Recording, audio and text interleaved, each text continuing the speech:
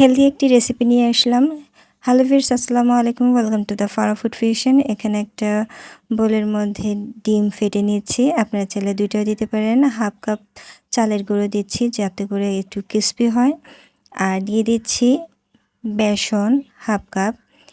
এটা একটা পাকোড়া তৈরি করব, তো সেই জন্য এত কিছুর উপকরণ। আর এখানে নিয়ে নিচ্ছি গিমা শাক। গিমা শাক আমাদের শরীরের জন্য অনেক অনেক উপকারী। সামান্য পরিমাণে লবণ দিয়ে দিচ্ছি। এখানে মরিচ গুঁড়ো হাফ চা চামচ, হলুদ গুঁড়ো হাফ চা চামচ, আর দিয়ে দিচ্ছি একটু কালো জিরা।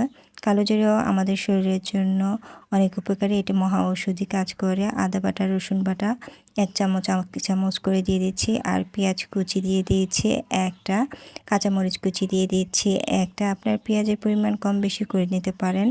আর দিয়ে দিয়েছি গরম মশলা। এখন সব উপকরণগুলো ভালোভাবে আলতো হাতে মেখে নেব, যে পর্যন্ত না শাকটা একটু নরম হয়ে আসছে। নিয়মিত গিমা শাক খেলে ডায়াবেটিস নিয়ন্ত্রণে থাকে।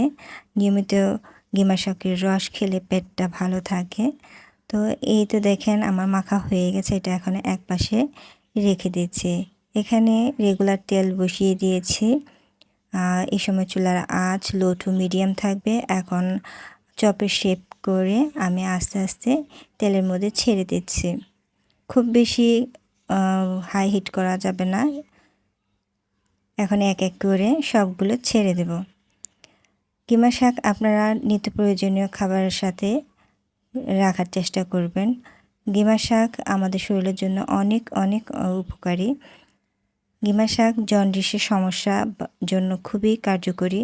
কোষ্ঠকাঠিন্য, পাকস্থলী বা অ্যাজমা, রক্তপ্রবাহের সমস্যার জন্য, বা স্ক্রাবি বা চুলকানি, বিভিন্ন ব্যথার জন্য গিমা শাক অনেক উপকারী।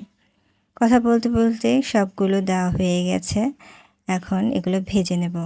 এক পিঠ ভাজা হয়ে গেছে, এভাবে উল্টে পাল্টে দিব।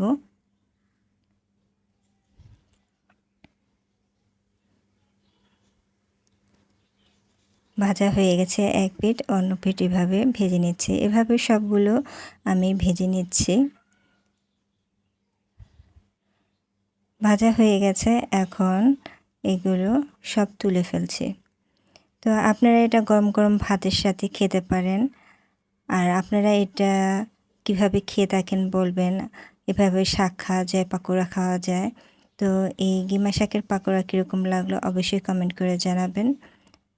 তো আমি এখানে সসও দিয়ে দিচ্ছি বিকালের নাস্তায়, বা সকালেও এভাবে খেতে পারেন, মেয়োনিজ দিয়ে দিচ্ছি।